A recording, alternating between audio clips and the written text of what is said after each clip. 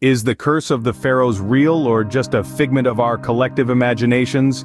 I'm here to share a spine-chilling tale that just might make you a believer. Let's delve into the enigma that surrounds the ancient Egyptian pharaohs, a mystery that has intrigued historians and enthusiasts alike for centuries. The curse of the pharaohs. Our protagonist in this tale is Judith Bickle, an ordinary woman who, along with her friends, dared to step into the tomb of Tutankhamun. As she ventured into the depths of this ancient resting place, she was overwhelmed by a sense of unease, a bone-chilling sensation that they had disturbed something sacred. Little did she realize then that this was merely the beginning, the first ripple in a series of eerie events that would unsettle her life. Little did Judith know, her life was about to take a turn for the worse, all starting a week after her return home. A series of unfortunate events began to plague Judith, beginning with the sudden illness and death of her father. This was a man who had been the picture of health, never complaining about any ailments, only to be suddenly struck down. The shock of his passing was still fresh in Judith's heart when, just a week later, she suffered another devastating blow. Her beloved family dog, a constant companion and source of comfort, also passed away. But the misfortune didn't stop there. Another week passed, and Judith found herself the victim of a burglary. Thieves broke into her home, making off with her car and a collection of precious jewelry. It seemed as though the dark cloud of bad luck that had settled over Judith had no intention of lifting. These events, each separated by a mere 7 days, mirrored the 7 days she had spent in Cairo. A chill ran down Judith's spine as she began to connect the dots.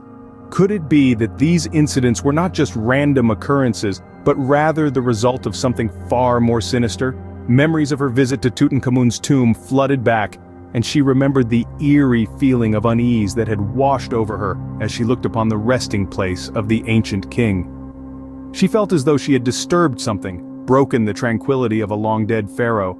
She thought back to the tragic fate of Howard Carter's former secretary, a man who had also dabbled in the artifacts of Tutankhamun's tomb, and who had met an untimely and mysterious end. The secretary's father too had suffered a tragic fate, taking his own life in a dramatic leap from a 70-meter height. Haunted by these thoughts, Judith made a decision. She gathered all the souvenirs she had brought back from the tomb, the crystal pieces and small stones from the burial chamber, and the sarcophagus, and threw them into the river. But was it too late? Had the curse already taken hold? Had the chain of unfortunate events only just begun? The curse seemed to have lifted after Judith threw away her souvenirs. But on the 5th anniversary of this act, tragedy struck again.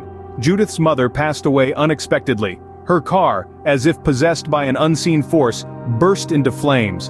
Her house too caught fire, reducing everything to ashes. The only survivor was a single picture of Tutankhamun's tomb, a grim reminder of her visit. A few years later, a magazine arrived in the mail. As she touched it, she felt a sharp, unexplainable pain in her hands.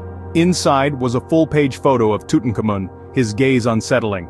She attempted to burn the magazine, but the picture of the young pharaoh remained unscathed amidst the ashes. Soon after, 2 of her relatives passed away. Her fortune dwindled, and her health began to deteriorate, with severe pain racking her body for no apparent reason.